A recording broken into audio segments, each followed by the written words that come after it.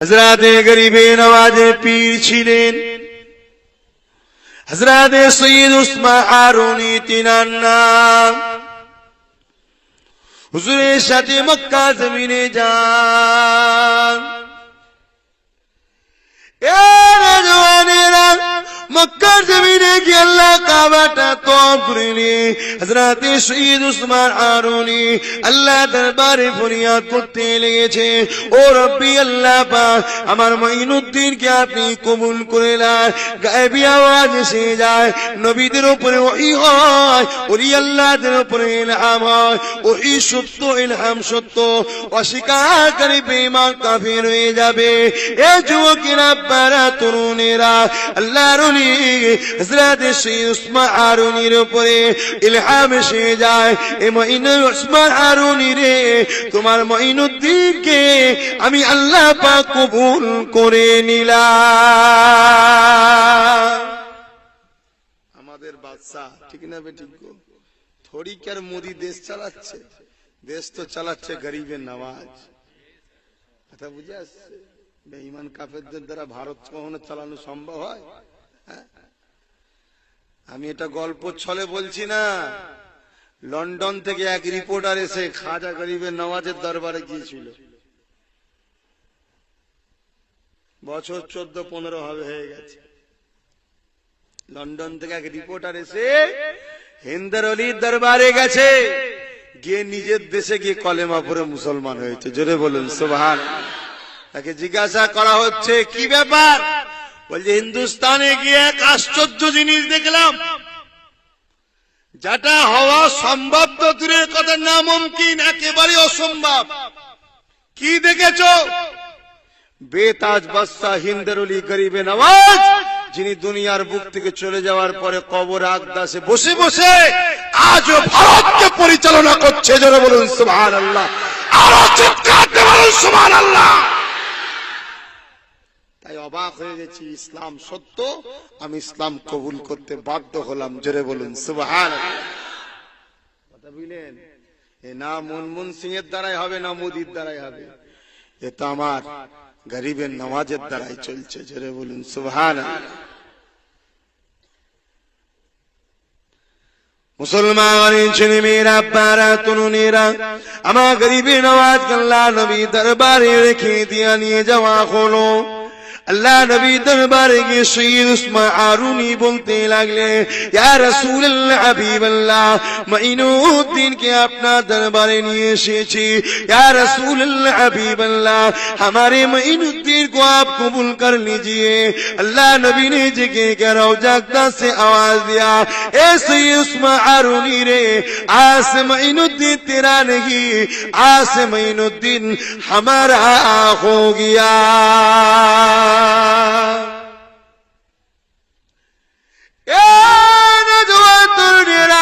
আল্লাহ নবী দরবারে গরিবে নওয়াজ হয়ে গেলেন।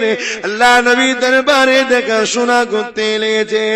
এক রজনীতে আল্লাহ নবী খাদিম से के बोलने, खादिम से मঈনুদ্দিন के डेके दा, मঈনুদ্দিन को बुलाइए।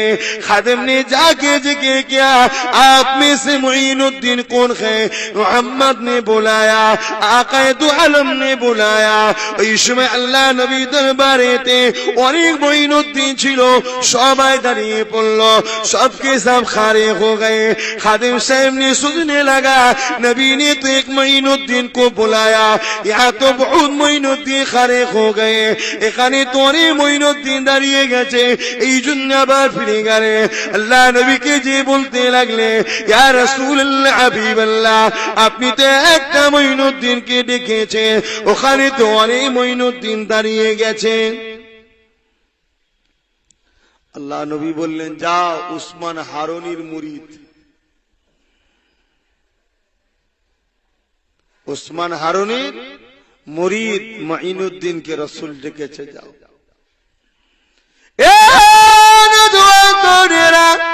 খাদিম সাহেব চলে এলেন, এসে বলতে লাগলেন, आप में से सैयद उस्मान हारूनी का मुरीद मঈনুদ্দিন कौन है?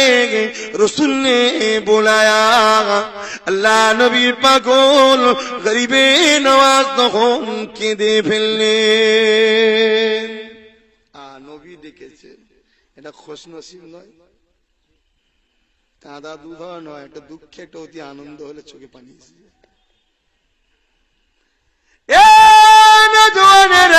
আল্লাহর ওলি হযরতে গরিবে নওয়াজ হিন্দের বাদশা ভারতের বাদশা হুজরামা দাঁড়িয়ে গেলে আল্লাহ নবী রওজা আকদাসের কাছে চলে গেলে। রওজা আকদাসে গিয়ে আল্লাহ নবীকে সালাম দিলে, আসসালামু আলাইকা রাসূলুল্লাহ হাবিবাল্লাহ। সঙ্গে সঙ্গে নবী আমার রওজাতে সালামের জবাব দিয়েছিলেন। গরিবে নওয়াজ আল্লাহ নবীর সালামের জবাবটা নিজের কানে শুনেছিলেন। আজকে যারা এই গরিবে নওয়াজের বিরোধী করছে, এরা জীবনে নবী সালামের জবাব শুনতে পাবে তো ভাই? হ্যাঁ, বিরোধী করছে হুজুরের।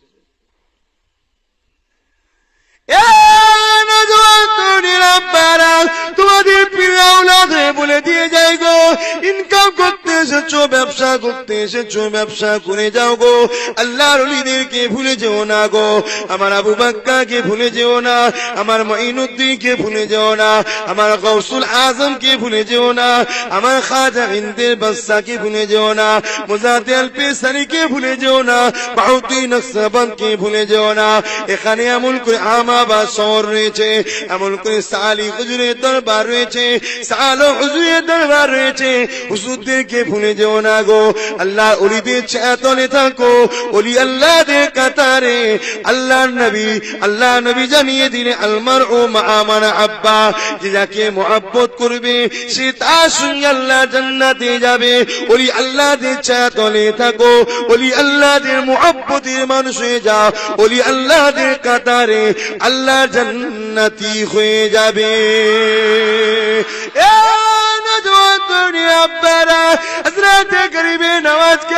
আল্লাহ নবী জানিয়ে দিয়েছিলে, এ বাবা মঈনুদ্দিন, তোমাকে আর আমার দরবারে থাকতে হবে না। বাবা মঈনুদ্দিন, তুমি ভারতের জমিনে যাও। বাবা মঈনুদ্দিন, ওখানে গিয়ে দিনের দাওয়াত দাও। বাবা আমি রাসূলুল্লাহ জানিয়ে দিই, ওই ভারতের মানুষেরা একদিন আমি নবী আমার প্রেমে, আল্লাহ প্রেমে, ইমানের নূরে কালেমা পড়ে আমি রাসূলুল্লাহ আমার প্রেমে তারা নিজেদের জানও দিয়ে দেবে। রাসূল আমাদেরকে ভালোবাসে নাকি গো? নজর আছে ভারতের উপরে, তাই তো পাঠাচ্ছে ফলোয়ার, তার প্রতিনিধি পাঠাচ্ছে, যাও। ওদের শুধু শোনানোর অপেক্ষা, ওদেরকে শোনাও, ওরা তোমার কথা শুনে আমার আশিক হয়ে যাবে। গরিবে নওয়াজ চলে আসলো হিন্দুস্তানে, এসে আজমিন নামক জায়গাতে আজান দিয়েছে। বাদশাহ পৃথ্বীরাজ চৌহানের কাছে খবর গেছে, চাচা এসছে, আজান দিচ্ছে। মাথা গরম, ভারতে চাচা এলো কোথা থেকে? কথা বুঝছেন না? কিন্তু চাচা তো আর আমাদের মতো নয়, পুলিশ এলেই পালাবে। কিন্তু পুলিশ ঢোকে, হ্যাঁ কি হয়েছে রা, সব কে কোথাতে ছুটে পালাবে। ঠিক আছে, কে ইমান কমজোর, তাই আল্লাহ ছাড়া কাউকে ভয় করলে সে মুসলমান নাকি? হ্যাঁ, কেউ যদি একটা সেকেন্ডের জন্য ভাবে মুদির হাতে ক্ষমতা আছে, সে বেঈমান হয়ে যাবে। ওরা আবার ক্ষমতা কিছু, সব ক্ষমতার মালিক আল্লাহ। কথা বুঝে আসছে? আচ্ছা, আল্লাহ ছাড়া কাউকে ভয় করলে চলবে না। আল্লাহ ওয়ালারা আল্লাহ ছাড়া কাউকে ভয় করে না। এই গত আমার দেশে একটা সংগঠন আমি চালাচ্ছি, আপনাদের কাছে আগেবারও বলেছিলাম। আল্লাহ শুকর, আজকে লক্ষ লক্ষ ছেলে একতা হচ্ছে। পশ্চিম বাংলায় তোমাদের যেসব ঘর হয়তো সেসব এলাকাতেও কাজ চলছে, হয়তো খবর পাচ্ছ। একটা একতা তৈরি করছি আমি। 20 লক্ষ যুবককে একটা জায়গায় দাঁড় করাতে চাইছি কয়েকটা শর্তে। প্রথম নম্বর শর্ত হলো, আমরা 20 লক্ষ ছেলে ইসলামের উপরে, কোরআনের উপরে, মসজিদের উপরে, রসুলের উপরে, ওলি আল্লাহদের উপরে কোনো আঘাত এলে আমরা 20 লক্ষ ছেলে প্রতিবাদ করব। এটা আমাদের প্রথম নম্বর শর্ত। দ্বিতীয় নম্বর শর্ত হলো, এই 20 লক্ষ ছেলের মধ্যে থেকে একটা ছেলে যদি বিপদে পড়ে, বাকি সব ছেলে তার সাথ দেব। 3 নম্বর শর্ত হলো, আমার ভারতবর্ষের জমিনে কোন রাজনীতির নেতা যদি আমার ভারতের ক্ষতি করে, আমরা 20 লক্ষ ছেলে সেই নেতার বিরুদ্ধে আন্দোলন করব, কারণ দেশ আমাদের। কথা বুঝছেন না, বোঝেন না? তুমি চুপি চুপি লন্ডন ব্রিটেনকে বিক্রি করে দেবে দেশকে, কোন কোন চেয়ে ও মেনে লিয়া যাবে না। কথা বুঝছেন না, বোঝেন না? তো একতা করছি, ভুল করছি নাকি? তোমরা আমাদের একতাকে সাপোর্ট করবে তো নাকি? কেন বিদেশে আছো তো কি হয়েছে, সাপোর্ট তো করতে পারো নাকি? কেউ শরীর দেয়, কেউ ব্রেন দেয়, কেউ কি বলে মুখ দেয়, কথা দেয়, কেউ হাত তোলে, চারিদিক দিয়ে সহযোগিতা হয়, ঠিক না বেটি? তুমি সময় না দিতে পারো, কমসে কম দুয়াতে তো ইয়াদ রাখতে পারবে যে ভাইজান যেটা করছে আল্লাহ তার আকি দাও।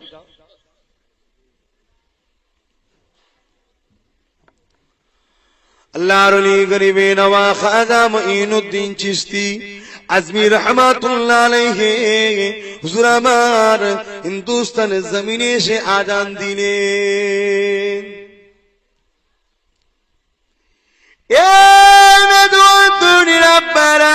বাচ্চার কাছে খবর চলে গেল, বাচ্চা সৈন্য পাঠিয়ে দিল, যাও মুসলমানকে ভারত ছেড়ে চলে যেতে বলো, সকাল আমার আগে দিয়ে চলে না যায় গর্দান ধর আলাদা করে দেওয়া হবে। গরিবে নওয়াজ তো তোমার আমার মতো মুসলমান নয় গো। গরিবে নওয়াজ একটা উত্তর দিয়েছিলেন, এই জমিন আসমান যা কিছু আছে লিল্লাহি মা ফিস সামাওয়াতি ওয়া মা ফিল আরদ, একমাত্র আল্লাহ পাকের। সেই আল্লাহর জমিন ছেড়ে আমি আল্লাহর হুকুম ছাড়া যাব না।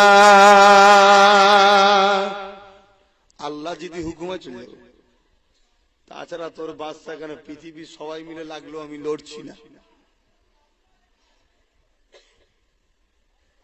তো গরিবে নওয়াজ হুজুর আমার রয়ে গেলেন। সকাল যখন হয়েছে, বাচ্চা দেখছে ঘোড়শাল থেকে ঘোড়া বেরোয়নি, ডোব থেকে খোল্লা থেকে মুরগি বাইর হয় না, সব যে যার জায়গায় রয়ে আছে, কেউ কিছু খাচ্ছে না, সব চুপচাপ। বাচ্চা বুঝতে পেরে গেছে মুসলমানের কাজ।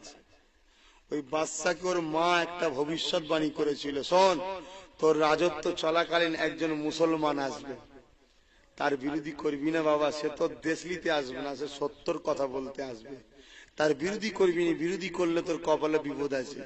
যখন এই খবরটা সৈন্য দিয়েছিল, সে মায়ের লিখাটা বার করেছিল, বাচ্চা বার করে দেখে বলছে আমার মা যখন এটা লিখেছে, আমার মায়ের বয়স তখন 90 বছর, ও মায়ের ব্রেন খারাপ হয়েছিল। যদি ইসলাম থাকতো মায়ের ব্রেন খারাপ হয়েছে বলতো, আর যদি না বলতো তার ধ্বংস হতো। এই জন্য ইসলাম দরকার আছে।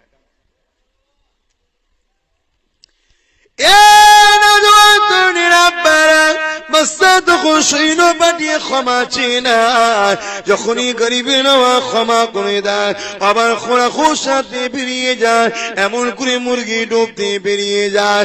এ যুবকেরা, আব্বারা, তরুণেরা, এ নবী পাকের প্রেমিকেরা, আমার গরিবে নওয়াজের উপরে বাচ্চার কিন্তু রাগ অন্তরে হয়ে যায়।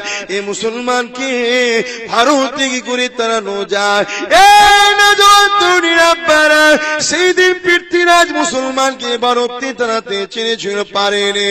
আজও ভারতের বুকে কেউ যদি মুসলমানকে ভারতে তাড়াতে চায়, সেও পৃথ্বীরাজের মতো তার জীবন হবে, কিন্তু ভারতের জমিন থেকে মুসলমানদেরকে কোনোদিন কেউ তাড়াতে পারবে না। কেননা মুসলমানদের বাপ সবার বাপ, এটা হলো আমার বাপের দেশ। এই বাপের দেশ না? আল্লাহ যখন আদম নবীকে পাঠিয়েছিল, কোথা পাঠিয়েছিল? ভারতে নয়? আমার বাপের দেশ তো নাকি? আমার বাপের দেশ থেকে আমাদের আর তাড়াবে কি? তবে হ্যাঁ, আমাদের কর্মের জন্য হয়তো কিছু মার খেতে হবে, কারণ আমাদের কর্ম খারাপ। তো মসজিদে আজান হয়, আমরা কারবারে ব্যস্ত থাকি, ঠিক না? ঠিক গো ভাই, এসব গুলো তো বন্ধ করতে হবে। আল্লাহর হয়ে থাকো, রসুলের হয়ে থাকো, একটাও ক্ষতি হবে না, সব ঠিক থাকবে। আর যদি ঘুরে যাও, থাকবে ভারতে, কিন্তু আমাদের কিছু ক্ষতিও হবে। আর যদি আল্লাহ আল্লাহ রসুলের হয়ে থাকতে পারো, আমার নবী মদিনা থেকে কাঁদবে, দোয়া চাইবে, আল্লাহ সাহায্য করবে আমাদের ঘরে, কেউ কিচ্ছু করতে পারবে না। গরিবে নওয়াজকে তাড়ানোর জন্য পেরেশান, আনা সাগরের পানি বন্ধ করে দাও, মুসলমান খেতে পাবে না, এমনি চলে যাবে। গরিবে নওয়াজের কাছে খবর আল্লাহ পাক ইলহাম করে দিলেন, এই মাইনুদ্দিন, তোমার জন্য পানি বন্ধ করছে। গরিবে নওয়াজ খাদেমকে পাঠালেন, যাও 1 লোটা পানি তুলে নিয়ে আসো, আর আনা সাগরকে বলো মঈনুদ্দিন ডেকেছে। জোরে বলুন সুবহানাল্লাহ। সমস্ত সাগরের পানি লুটায়, মায়ের স্তনে দুধ লুটায়, গাছের ডাবের পানি লুটায়, আখের রস লুটায়, সব গরিবে নওয়াজের লুটায়। আর যে গরিবে নওয়াজের বিরোধী করছে তাকে যে বলো না 1 বালতি পানি দেবো, একটা বদনায় ঢুকাও তো দেখি। এই পারবে? বিরোধী করছিস কেন? পারবি না যখন বিরোধী করছিস কেন? তুই যদি 1 বালতি পানি 1 লিটারের মধ্যে ঢুকাস তাহলে বিরোধী করলে একটু মানায়, যে পাল্লাই পাল্লাই দিচ্ছে। কি সমস্যা! মুসলমান ঘরের ছেলে মেয়েরা, আব্বারা, তরুণেরা, চারিদিকে কাদাকাটি রুল পড়ে গেছে। বাচ্চারা মায়ের স্তনে দুধ পান করতে পারছে না।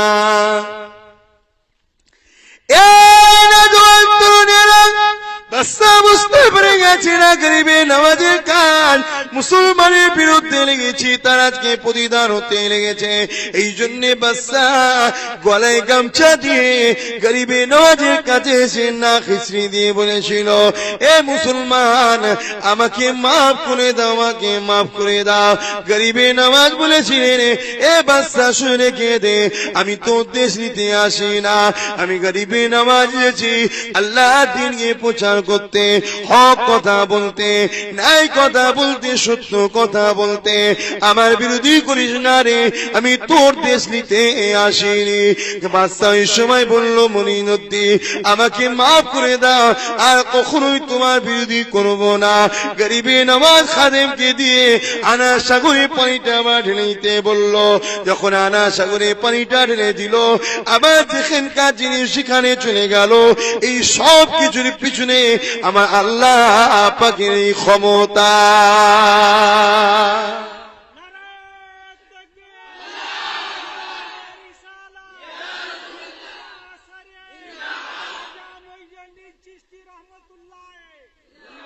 সব ক্ষমতা কার ইশারায় হলো?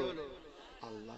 কিন্তু এখানে একটা প্রশ্ন, মঈনুদ্দিনের বেলায় হলো, গরিবে নওয়াজের বেলায় হলো, আমার তোমার বেলায় হলো না কেন? তাহলে নিশ্চয়ই পার্থক্য আছে। এই পার্থক্যটা বজায় রাখতে হবে। সব এক করে দিলে হবে না। এখন তো সব এক করে দিচ্ছে, এই একের পিছনে ছুটলেই কিন্তু বিপদে পড়তে হবে। তথাপিও গরিবে নওয়াজের উপরে রাগ মিটছে না। গরিবে নওয়াজের উপরে তখনও রাগ মিটছে না। তোমাদের আহমেদাবাদে একটা মাজার আছে, আমার দাদু জানেন,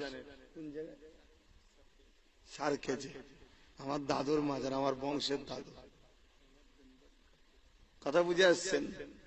আহমদ গনি বাজ রহমাহুল্লাহ মাজার, কথা বুঝে আসছে তো? ওনার ইতিহাস, এবং ওখানে পাশে আরেকটা মাজার আছে, তিনারও ইতিহাস। ওলি আল্লাহদের আল্লাহ কি সম্মান, কি দরজা দিয়েছে। এই আহমদাবাদ শহর, এ তো তোমরা জানো, তো ওলি আল্লাহদের তৈরি করা। কথা বুঝে আসছে? ওলি আল্লাহদের তৈরি করা শহর।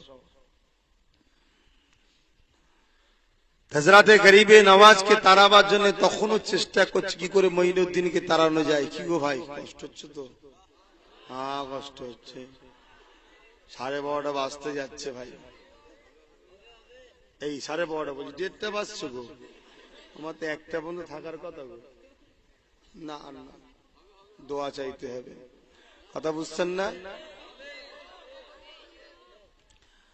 বলতে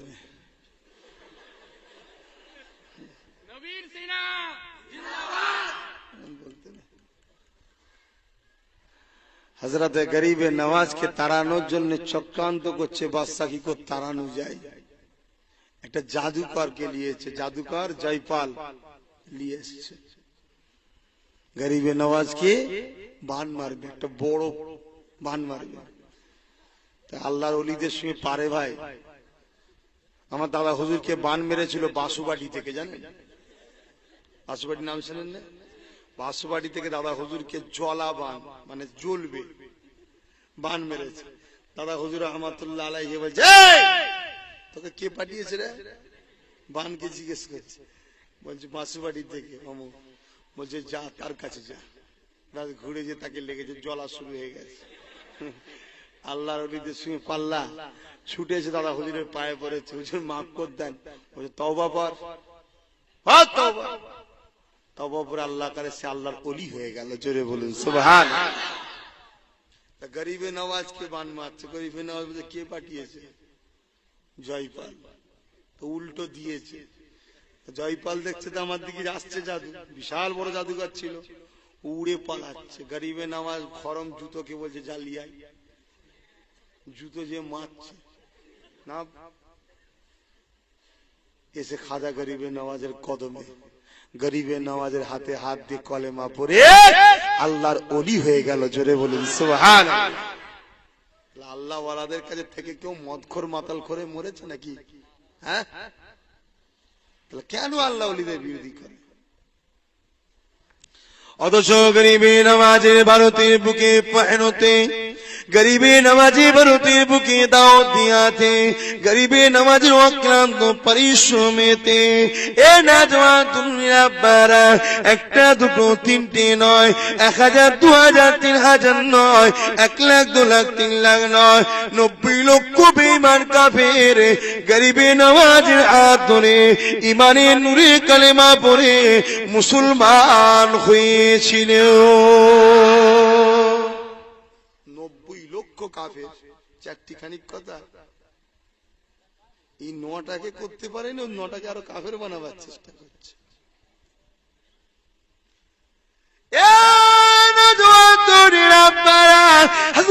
গরিবে নওয়াজির প্রচার করতে করতে হুজুর আমার একদিন একটা জঙ্গল দিয়ে যেতেছিলেন। হুজুর আমার যেতে যেতে দেখতে লেগেছে ওই জঙ্গলের মধ্যেতে একদল মানুষ এমন করে আগুন পূজা করতে লেগেছে যাদেরকে মজুসি বলা হয়। এই অগ্নি উপাসকেরা 40 জন মিলে গরিবে নওয়াজ দেখতে লেগেছে, ঘিরে তারা আগুন পূজা করতে লেগেছে। হযরতে গরিবে নওয়াজ তাদের কাছে এসে দাঁড়িয়ে যায়, এ আল্লাহ পাকের বান্দারা কি তোমরা করতেছো এখানে? তারা তো আল্লাহ নামটাই শোনেনি, তাদেরকে নতুন নতুন লাগলো। তারা এমন করে গরিবে নওয়াজের দিকে তাকিয়ে দেখলো, গরিবে নওয়াজের দিকে তাকিয়ে দেখে বলতে লেগেছে আমরা আগুনের উপাসনা করছি যাতে আগুন আমাদেরকে পরকালে পুড়িয়ে না দেয়, এই জন্য উপাসনা করতে লেগেছে। গরিবে নওয়াজ বলতে লেগেছে কতদিন উপাসনা করতেছো? ওই 40 জন উপাসক বলতে লেগেছে এবছরে 40 বছর চলছে একটানা আমরা এই আগুনের উপাসনা করতেছি, কি বর্ষা কি গরম কি শীত, কখনোই আগুনকে বন্ধ হতে দিই না, আমরা একভাবে এর উপাসনা করতেছি। কত মন দিয়ে করছে দেখে। গরিবে নওয়াজ বলছে অন্য ধর্মের মানুষরা, ভাই গায়ের ধর্মের মানুষরা আমার ভারত আজকের তারিখে বলছি, ওরা ওদের ধর্মকে যেভাবে মন দিয়ে ভালোবাসে, আমরা মুসলমান আমার ধর্মকে যদি ওর থেকে 1% মন দিয়ে ভালোবাসতাম না, আমরা আল্লাহর ওলি হয়ে যেতাম। দুঃখের বিষয় আমরা হক পেয়ে তাও ঘুরে বেড়াচ্ছি। ওরা যাই করুক, ওরা ধর্মের দিকে কিন্তু দেখে কত আগ্রহ ওদের, হচ্ছে মিথ্যাকে নিয়ে হই হই করছে, আর আমরা সত্য পেয়ে আমাদের সত্যের উপর ধান্দা নেই। গরিবে নওয়াজ বলছে 40 বছর ধরে উপাসনা করেছে আগুন যাতে পরকালে না পোড়ায়, আর দুনিয়ায় একটু হাত দাও না দেখি, একবার হাত দাও। তাদের মধ্যে থেকে একজন বলেছে হাত দিলে তো আগুন পুড়িয়ে দেবে। গরিবে নওয়াজ বলেছে আগুনের ক্ষমতা নেই কাউকে পুড়াতে পারে। জোরে বলুন সুবহানাল্লাহ। কেউ আগুনের ক্ষমতা আছে পোড়াতে পারে? ক্ষমতা আছে? ইব্রাহিম নবীকে ফেলেছিল না নমরুদ আগুনের কুণ্ডুতে, পোড়াতে পেরেছিল? গরিবে নওয়াজের কথা যেই বলেছে ওরা তখন বলছে তারা তুমি হাত দাও না। গরিবে নওয়াজ বলছে তোরা তো 40 বছর, আমি 40 সেকেন্ডের জন্য আগুনের ইবাদত করি, তা আমি কেন হাতে দিয়ে? তোরা তো করছিস, তোরা দে, তোরা দে। তবে শোন, যখন তোরা বলছিস গরিবে নওয়াজের হাত তো দূরের কথা, গরিবে নওয়াজের খরমকেও পোড়াবার তোর আগুনের ক্ষমতা নেই। জোরে বলুন সুবহানাল্লাহ। খরম পর্যন্ত নাকি কাঠের হয়, কাঠের, আর আগুন কাঠকে খুব পছন্দ করে, ঠিক না বেটি? গরিবে নওয়াজ এমন করে পায়ে খড়মটা আগুনে ফেলে দিল। 40 জন মূর্তি অগ্নি পূজারী দেখতে লেগেছে গরিবে নওয়াজের ওই খড়মটাতে কিছু হচ্ছে না।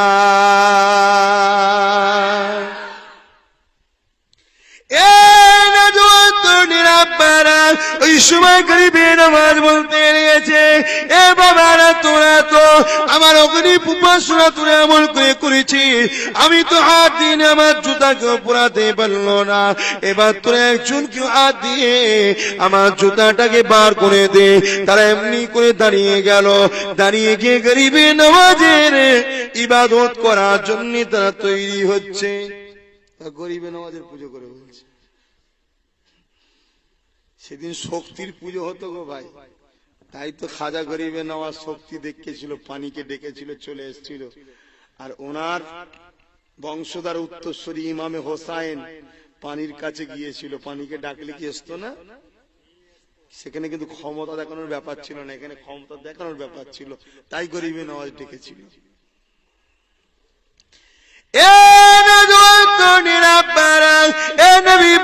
প্রেমিকেরা ও ফুরফুরা আবু বকরের মুরিদে ঘরের নাতি পুতা ছেলেরা শুয়ে রেখে দাও।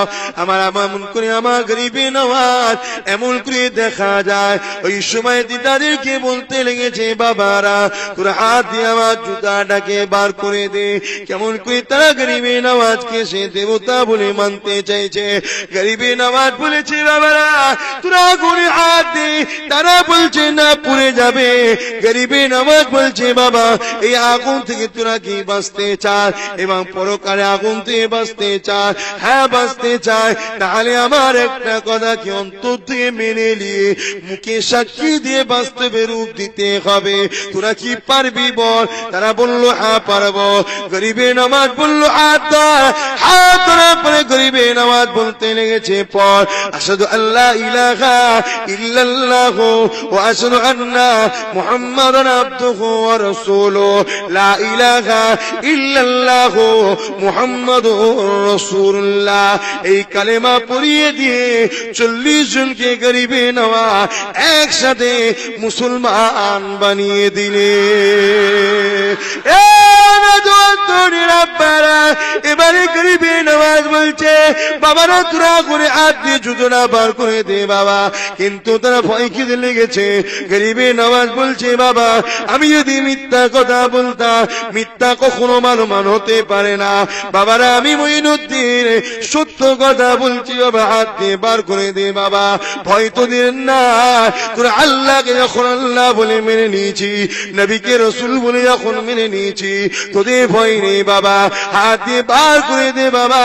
তারা একে অপরের মুখে দেখাতে লেগেছে। একসাথে 40 জন হাত দিয়ে গরিবে নওয়াজের জুতা খানা বার করতে লেগেছে।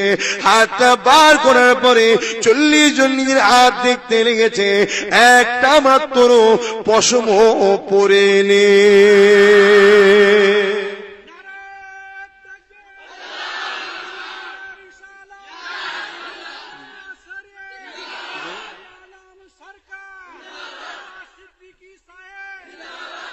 কথা বুঝছেন তো নাকি ভাই? এই তো কলেমা পড়লো, ওলি আল্লাহর হাতে হাতের স্পর্শ লেগেছে গো, ও হাত আলাদা হয়ে গেল। কথা বুঝে আসছে? বোঝার চেষ্টা করেন তো। যাক ভাই, আল্লাহ কারে আপনাদের জন্য কিছু গরিবানা ব্যবস্থা এই কমিটির মানুষরাও করেছে, তাবারুকের ব্যবস্থাও হয়েছে। আল্লাহ কারে আলোচনাও হলো, দোয়া হবে, তাবারুকও আছে। আপনারা সকলে বসেন, আপনাকে বসে, হ্যাঁ বসে সকলে খাওয়া দাওয়া করে যাবেন। আল্লাহ পাক কখনো তৌফিক দেন। দেশে গেলে দেখা হবে, দূরে যাওয়ার মতো পরিস্থিতি নাই ভাই। কেন আমি ওই সংগঠন চালাই তো খুব পরেশান থাকি। এই এখানে এসছি, হাজারো ফোন ঢুকছে, কোথাকার ঝামেলা হয়েছে, কোথাকার তুল্লি গেছে, কোথাকার গাড়ি ধরেছে, কোথা কি হচ্ছে, সব এখন সামলাতে হয়। নেতার থেকে বেশি দায়িত্ব আমার হয়ে গেছে। কথা বুঝছেন তো নাকি? তো যাক, ভালো আপনারা বাসেন, আমিও আপনাদের ভালোবাসি। কি গো, ভালোবাসেন তো নাকি? তা আমি আপনাদের ভালোবাসি, তো দুনিয়ার স্বার্থে নয়, আখিরাতের স্বার্থে ভালোবাসি। দুনিয়ায় এক জায়গায় হয়েছি, আমরা যেন আখিরাতও এক জায়গায় হই। বলুন আমিন। না হয় একটা মানুষ আলাদা হলে আমাদের মনে কষ্ট লাগবে, যে হারে সে মানুষটাও যদি আমাদের সাথে হতো, সবাই যদি জান্নাতে থাকি কত সুন্দর হবে। ঠিক না বে ঠিক গো? সবাইকে তাহলে আদিল্লাতুল ইসলামে আরবাতুন, শরিয়াতের দলিল কটা? চারটে, কোরআন সুন্নাহ ইজমা কিয়াস, এই চারটে মেনে চলবেন। আল্লাহ নবী ১৫০০ কিছু কম বেশি আগে জানিয়ে দিলেন, বাবারা না খাতিমুন নবী, আমি শেষ নবী, আমার পরে আর কোন নবী আসবে না। আমার নবীর পর আর কোন নবী আসবে নাকি? আর নবী চাই নাকি তোমাদের?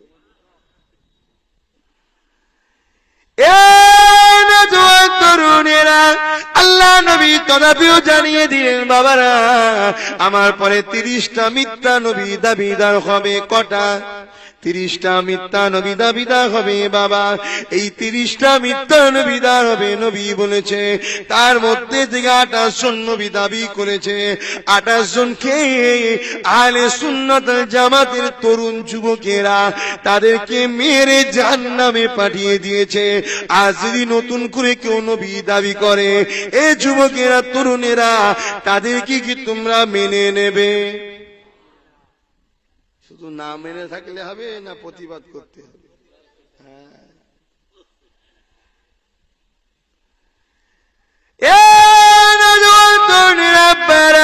আল্লাহ নবী দিন দুনিয়ার বাদশা হাবিবুল্লাহ সম্বন্ধে আল্লাহ কোরআন জানিয়ে দিলেন, ওয়ালাকির রাসূলুল্লাহ ওয়া খাতামুন নবী, আমার নবী হলো সে নবী, আর কোন নবী আসবে না। আল্লাহ নবী যেই কথাটা বললেন, সাহাবা হুজুররা বলতে লাগলেন, ইয়া রাসূলুল্লাহ, হাবিবাল্লাহ, তাহলে কি দ্বীনের দাওয়াত বন্ধ হয়ে যাবে? কেননা দ্বীনের দাওয়াত তো নবীদের দ্বারা হয়। আল্লাহ নবী বললেন, না, দ্বীনের দাওয়াত বন্ধ হবে না বাবা, তবে নবীদের দ্বারা আর হবে না বাবা। ইয়া রাসূলুল্লাহ, হাবিবাল্লাহ, তাহলে দ্বীনের দাওয়াত কাদের দ্বারা হবে? আল্লাহ নবী সাহাবাদেরকে জানিয়েছে, সেই হাদিসটা আমি আপনাদেরকে জানিয়ে দিয়ে যায়। আবু দাউদ শরীফের হাদিস, ইন্নাল্লাযীনা মাসুল আদিল উম্মাতি আলা রাসি কুল্লি মিয়াতি সানাতি মাইজাদ্দিদুল আদিনাহা, 100 বছর আগে কিংবা পরে আমার উম্মতি দিগকে অন্ধকারে দ্বীনের রাস্তায় আনার জন্য আল্লাহ পাক যাদেরকে পাঠাবে তারা হলো মুজাদ্দিদ।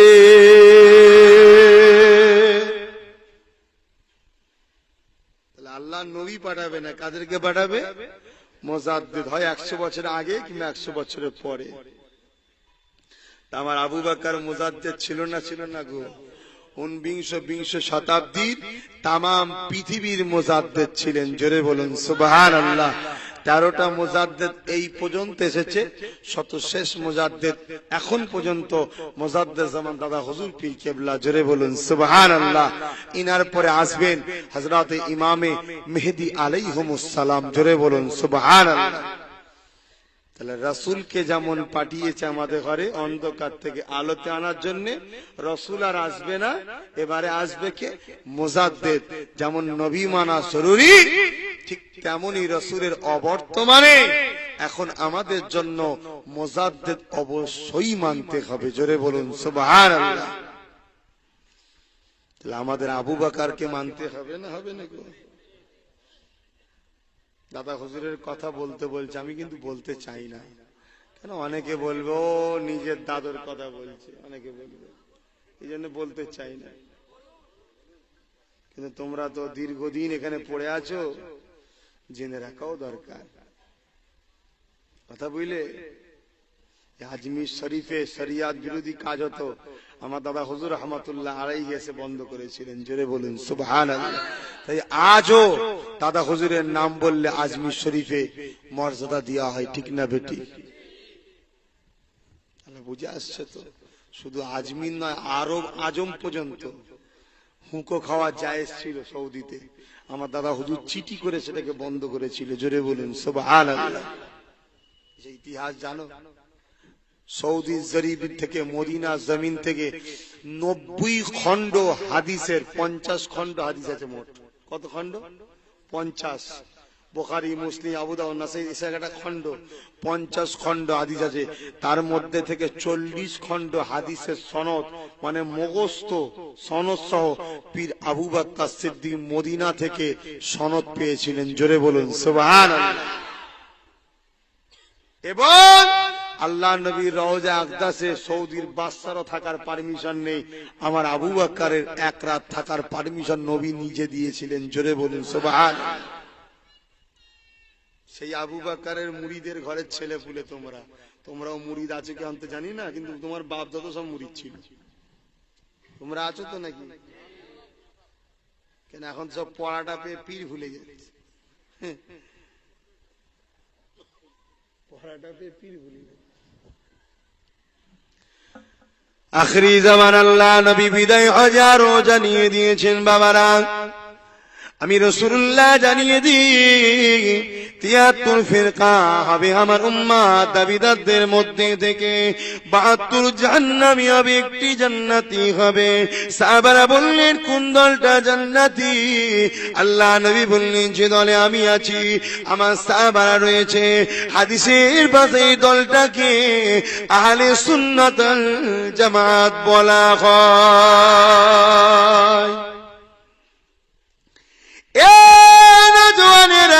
এই আহলে সুন্নাত ওয়াল জামাতে বিভিন্ন জায়গায় বিভিন্ন মাস্টার আছে, বিভিন্ন উস্তাদ আছে। আমি হক উস্তাদ গুলোকে অস্বীকার করব না। যেমন আলা হযরত আহমদ রিজা খান রাহমাহুল্লাহ রয়েছে, উনি একজন আহলে সুন্নাত ওয়াল জামাতের উস্তাদ। আলা হযরত আহমদ রিজা খানের মত নীতি যদি মানে অবশ্যই সে কোরআন সুন্নাহ মানল, কিন্তু আলা হযরতের নাম সামনে রেখে নিজের মন মতো করে চলবে এটা মেনে নেওয়া যাবে না। আলা হযরতের ফতোয়ায় রেসিপি পড়বে, আলা হযরতের তাফসীরুল কানজুল ঈমান পড়বে, তাতে দেখে নেবেন আমার আবু বকর যা বলেছে আলা হযরত ওই তাই বলেছে। এখন তাদেরকে সামনে রেখে যদি ভেতরে কেউ গন্ডগোল করে দোষী তারা, এর জন্য আলা হযরত দোষী নাকি?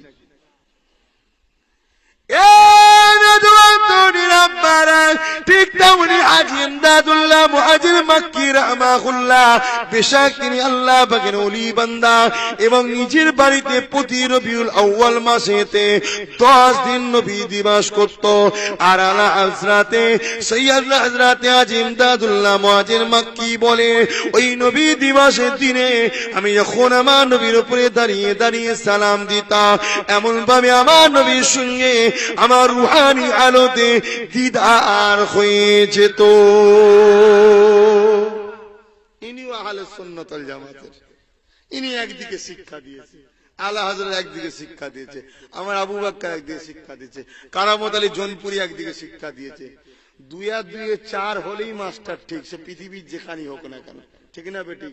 যেখানে দেখবেন সালাম কালাম কবর যারা হাত তুলে দোয়া চাওয়া, ফাতিহা শরীফ, ইয়া নবী সালাম আলাইকা, রাসূলকে নূর, নবী সাফাতুন নবী, হায়াতুন নবী, নূরুন নবী, এইসব আকীদা রয়েছে, ওলি আল্লাহ মানতে হবে, জানবে সেই আহলে সুন্নাত ওয়াল জামাত। মাস্টার আলাদা হতে পারে, আমাদের আকীদা হলো 2 আর 2 4, মাস্টার সব ঠিক। জোরে বলুন সুবহানাল্লাহ।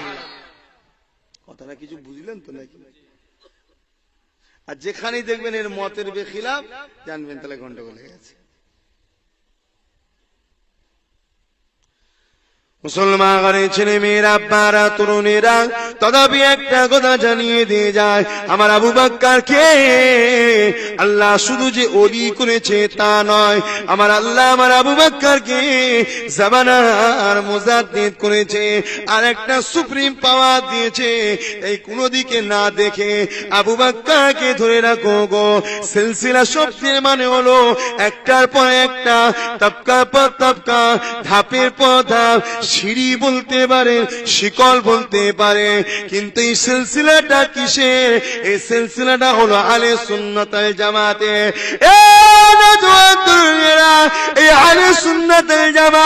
আল্লাহ নবী দিন দুনিয়ার বাদশা হাবিবুল্লাহ থেকে আবু বকর, আবু বকরের থেকে উমর, উমরের থেকে উসমান, উসমান থেকে আলী, এই যে একটার পর একটা, একটার পর একটা, একটার পর একটা আসছে, একই বলা হয় সিলসিলা।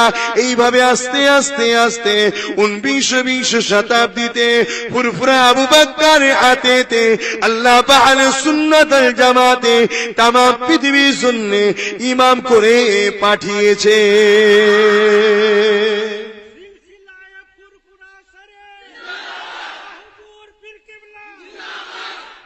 কথা কিছু বুঝছেন তো নাকি?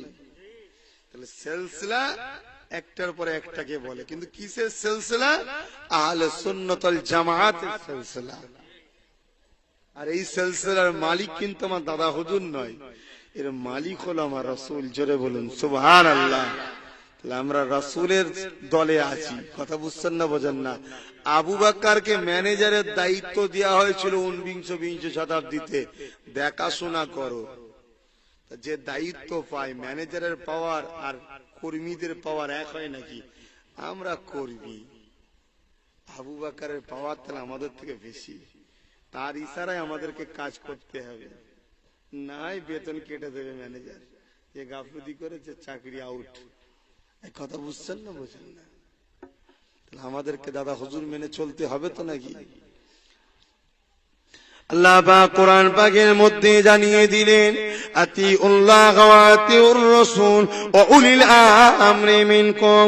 আমার আবু বকরকে আল্লাহ পাক উলিল আমর করে পাঠিয়েছিলেন।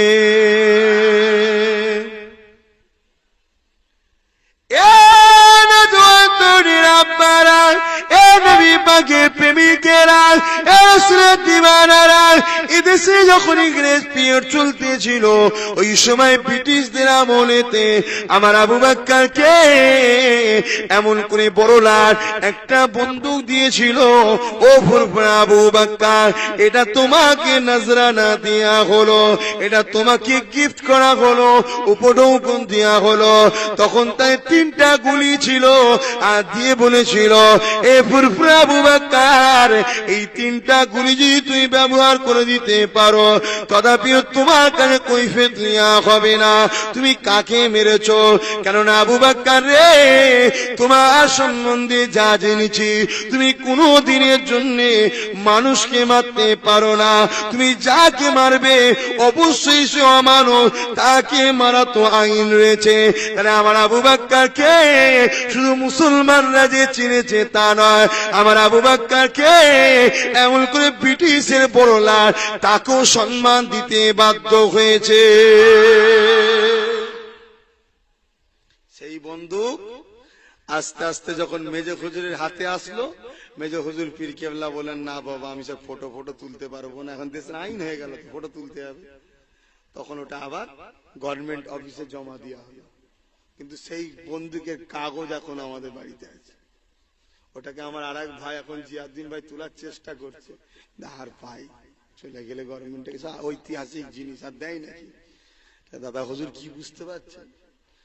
এদেশে যখন ব্রিটিশ তারা আন্দোলন হয়েছিল, আমার আবু বকর তখন অসহযোগ আন্দোলনে সামিল হয়েছিল।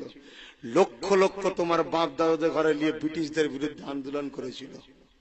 ওদের যখন অত্যাচার বাড়ল, আমার আবু বকর একদিকে যখন মোজাদ্দেদ যুগ সংস্কার ধর্মীয় নেতা, আর একদিক দিয়ে তেমন তিনি স্বাধীনতা সংগ্রামী, ফ্রিডম ফাইটার। তাই এদেশে ফুরফুরার দাদা হুজুরের আওলাদদের সেন্টার থেকে একটা আলাদা কোটা আছে। শুধু আমরা দুনিয়াবি পাওয়ার চাই না বলে আজকে এতদিন বঞ্চিত হয়ে আছি।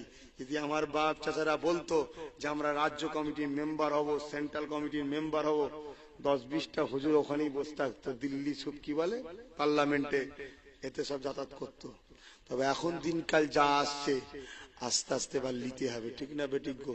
হ্যাঁ, আমাদের মুরিদরা মার খাবে। হ্যাঁ, এখন দিনকাল যা এসছে, একটা দুটো দরকার আছে না, কি বলছেন আপনারা? একটা দুটো যদি আমাদের হুজুররা দিল্লি পার্লামেন্টে উঠা বসা করে, ও তো রাজনীতি না, রাজনীতি করতে হয় না, ওটা ভিআইপি কোটাতে দিতে হয়। ভারতের ভিআইপি কোটা দিন পাই, তাহলে লাভ আছে না নাই? আমাদের সুবিধা অসুবিধা হলে তাকে তো ফোন করতে পারবো রে বাবা, যে হুজুর পুলিশ ধরে নিয়ে যাচ্ছে, বলতে পারবো তো? মুড়িদের উপরে পীরের একটা টান থাকবে আলাদা। ভুল বলছি নাকি? দেখেন ভাই, এটা আমার চিন্তায় এসছে, আপনাদের চিন্তায় কি এসছে আপনারাই ভালো জানেন। এটা আমার চিন্তায় এসছে। না, খুব কঠিন দিন আসছে,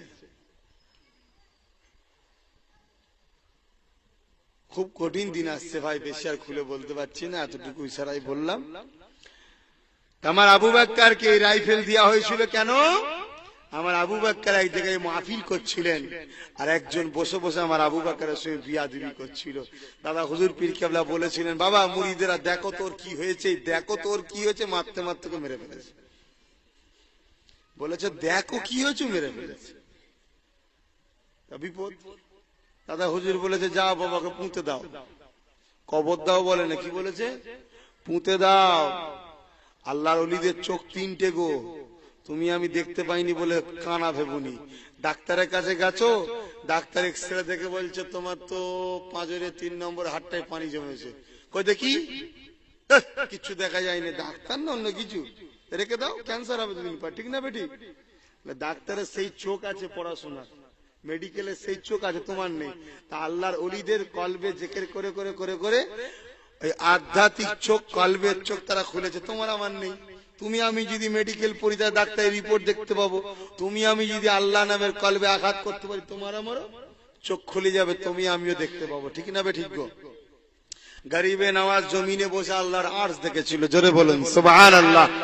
কথা বুঝে আসছে? সেই চোখ খুলেছিল। তা গরিবে দাদা হুজুর বললে বাবা পুঁতে দাও, হয়ে গেছে, ওয়াজ হচ্ছে। সবাইকে আর পক্ষে থেকে একটা দুটো মুনাফেক থাকে তো ফোন করে দিলাম, ব্রিটিশ পিওর চলছে, সঙ্গে সঙ্গে ব্রিটিশ এসে, পুলিশ এসে হাজির। এই বাবা ফুরফুরা আবু বকর, তোমার এখানে নাকি কাকে একজনকে মারা হয়। দাদা হুজুর চুপ করে আছে। এই কে মেরেছো বলো। লাস্টে দাদা হুজুরকে বলছে দেখেন যদি আপনারা চুপ করে থাকেন তাহলে আমরা কিন্তু সবাইকে অ্যারেস্ট করলে যাবো।